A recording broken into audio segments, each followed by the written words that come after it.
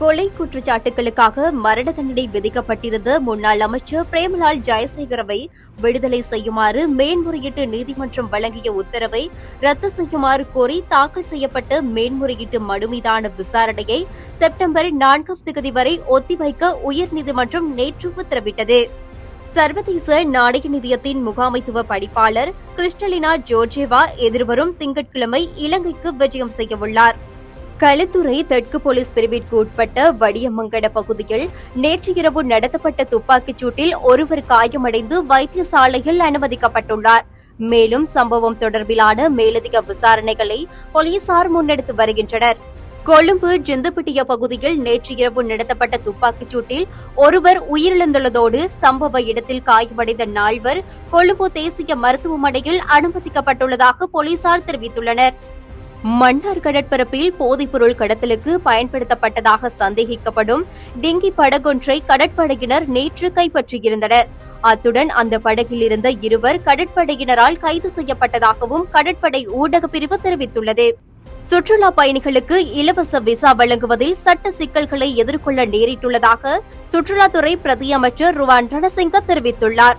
நேற்று அனுராதபுரத்தில் நடைபெற்ற நிகழ்வொன்றில் கலந்து கொண்டு உரையாற்றும் போதே அவர் இதனை தெரிவித்திருந்தார்.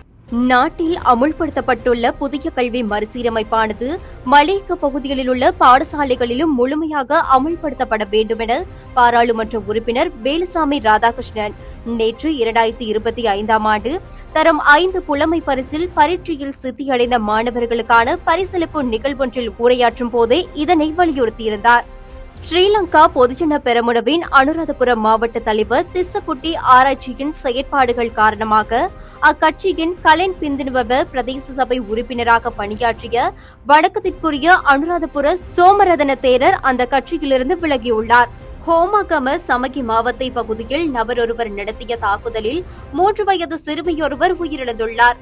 தாயின் கள்ளக்காதலன் ஒருவரால் இந்த தாக்குதல் நடத்தப்பட்டுள்ள நிலையில் சந்தேக நபர் குறித்த பகுதியிலிருந்து தப்பிச் சென்றுள்ளதாக போலீசார் தெரிவித்துள்ளனர். நுவரெலியா சுற்றுவட்டார பகுதிகளில் நேற்று காலை முதல் தொடர்ந்து கடுமையான மழையுடன் பனிமூட்டம் நிலவி காணப்படுகின்றது. கடந்த சில நாட்களாக பனியின் தாக்கம் சிறிது சிறிதாக அதிகரித்து வருகின்றமை குறிப்பிடத்தக்கது. உறுதிப்படுத்தப்பட்ட உண்மை செய்திகளை உடனுக்குடன் தெரிந்து கொள்ள ஆயுள் மீடியாவை ஃபாலோ செய்யுங்கள்.